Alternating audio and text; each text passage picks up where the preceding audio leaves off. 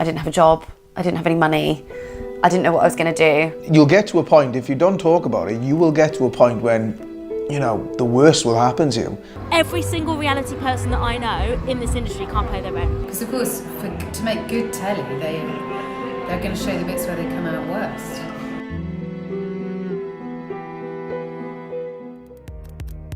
Reality TV puts ordinary people into the spotlight as they search for fame, cash prizes, or even true love. For the audience, there's a chance to indulge in the drama from the comfort of their own homes. But for some reality stars, the public reaction can end in disaster. Please, please don't let this be true. Not Mike, please. Oh no. Single, I still go for them too. Georgia and Tyler. Over 80,000 people applied to be on Love Island, which saw Mike Thalassitis feature as one of the 32 contestants. A year after he starred on the show, Mike committed suicide. His death revealed the extent of mental health problems that reality stars face. Nadia Essex was the resident dating coach for 5 seasons on the E4 show Celebs Go Dating, where she became a close friend of Mike's. It's just a shame that 2 people have to die before people go, oh, actually, we need to offer help. The people that work on the tills in Asda get more rights and respect than somebody on Towie that's, you know, famous and living the high life, but actually can't pay their rent and are sitting at home crying because they physically have the bailiffs knock on the door. I've been there. Had the Celebs Go Dating Series 1, I got paid £4,000 for 3 months' work.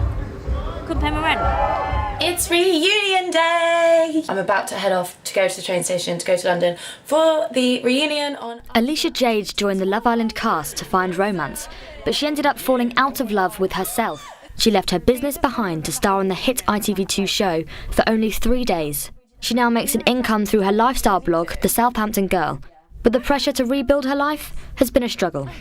I'd say I suffered massively with anxiety and panic attacks. I was diagnosed with agoraphobia, which is when you can't leave your house, or you're too kind of panicky and everything to leave your house. So that wasn't nice. But that all came as kind of a byproduct of leaving a job, being on a show, being promised a lot, coming off a show, and then literally being left with nothing. Because we don't get paid, we only get paid like a very small amount of expenses. So I didn't have a job, I didn't have any money, I didn't know what I was going to do. I couldn't go back to a normal job because I'd just been on the biggest TV show probably in Britain, in the world maybe at the time. So that would have been interesting and weird to then go and get a 9-to-5 job. Always my favourite scene, Thomas.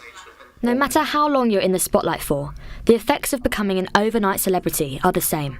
Akeem was the runner-up of the 2018 series of Big Brother, which saw him filmed by cameras that were never turned off. After over 7 weeks, Akeem left the house and walked into what looked like the high life. But really, it was the lowest he had ever felt. Good afternoon, Big Brother. I'll be honest with you, when I went in there, I thought if I do really well, it's all going to be on a plate for me. Boy, was I wrong. It doesn't matter if you've been on 1 episode or 2 episodes, you've still been exposed on television, you will go through a massive hype, and then you go straight to a down low. Instantly, it could be anything. It hit me like, I woke up in the morning, I felt great, had my coffee, logged onto Instagram, and next thing you know, then it hit me like a ton of bricks. Just hit me, and I was like, where did this come from? Didn't leave the house then for 2 weeks. Didn't even take my dog for a walk, and that's not me. And it's so difficult to describe, but mentally, it's like, I've never thought about killing myself, never anything in my life mentally, but I've never gone through that, but because you go through a massive hype and then you go through a dip, at that moment in time, that's when the support needs to be there. For Daniel, his experience on The Apprentice has benefited his career. He reached the final 5 of the BBC show where contestants compete for a business investment. Alongside his successful company, Daniel keeps a high public profile, but he admits that being in the spotlight has its difficulties.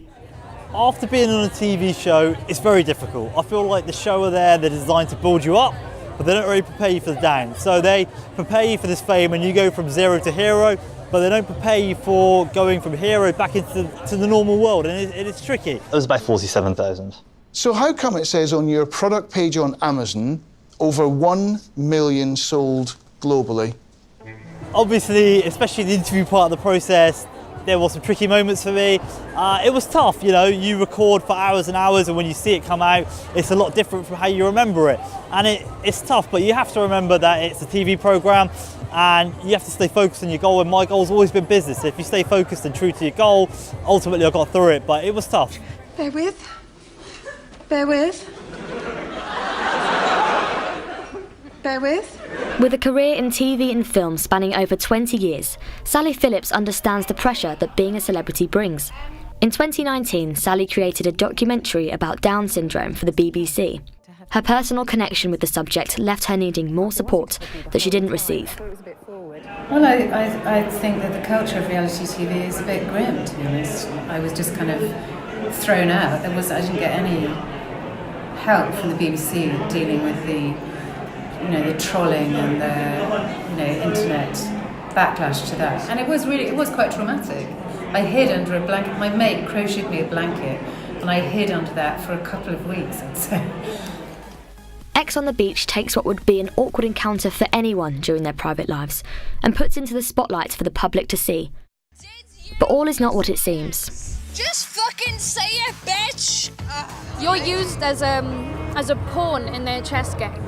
And I remember there was one night that I said I didn't want to sleep in the main place, so I went into the other place. I went into the place where all the producers and all the actors, everything was set up. And I could see there was pictures of all of us on the wall. There's pictures of all of us on the wall and storylines. And I was thinking, how long's that been there? I remember being there, them getting you drunk, feeding you lines for you to say stuff. And I remember watching the series back and being like, I didn't say that line about that person, but they'll cut that, so they make you think that you said that. So you look like a bad person. And I definitely would have liked to have got more of a tan, but it was good fun nonetheless. So Ellisha-Jade agrees that playing up to the cameras ends in better success. You do have to be an exaggerated version of yourself. You do have to have an exaggerated personality because, I mean, everything you watch on telly is an exaggerated version of people and an edited version of people. So if it's going to be entertaining, then people want to see something entertaining, and you do have to be a bit more clever and a bit more funny and a bit more witty and just maybe lighter and funner than you would normally be. So I feel like the people that did play up to the cameras got slightly further. Reality TV shows won't be leaving our screens anytime soon, but with high entertainment values and an ever-growing popularity, these reality stars say that it's essential that changes are made. We need to have at least, it doesn't matter if it's one person, someone that's checking up on you like every week for the next 3-6 months, because that's when it hits. If you've gone on something massive, you know, sometimes the hype doesn't go off for a couple of months, and that's when people are needed the most. So even if it's a phone call just once a week, you know, just to say, how you doing, you okay? But it needs to be for a longer period of time, not just for 3 weeks and then a new shows and then you get forgotten about. The minute you roll off a show, you're hot, and you're going to be in all the papers, and you're going to be getting free drinks, free clothes, and life's beautiful. But what about 3 months later? There's always next year coming around, there's another show coming around, and there needs to be some sort of roll-off program to ensure that you're catered for. How do you reintegrate back into society? How do you get a job? How do you get a business? How do you get going with your life again? I think they probably need to make people more aware of the fact that you might not come out an overnight celebrity. Some financial support, especially for people that do make it big, is 100% needed. I think we need to go back to making stuff up. That's my actual, let's make stuff up. There is a sort of comfort in watching a film in which traumatic events are happening, where you know that these are actors and it's not really happening. And then we can explore all the moral questions we want to explore and think about behaviours and think about the kind of people we want to be and the kind of stories we want to tell ourselves without trashing people's lives on the way. If I was in ITV, I would grab this by the balls, because this is the opportunity to make a difference that will change history. And I'm hoping that by doing this, for people who are going on television in the future, I'm hoping that a lot more support is put in place. I really do.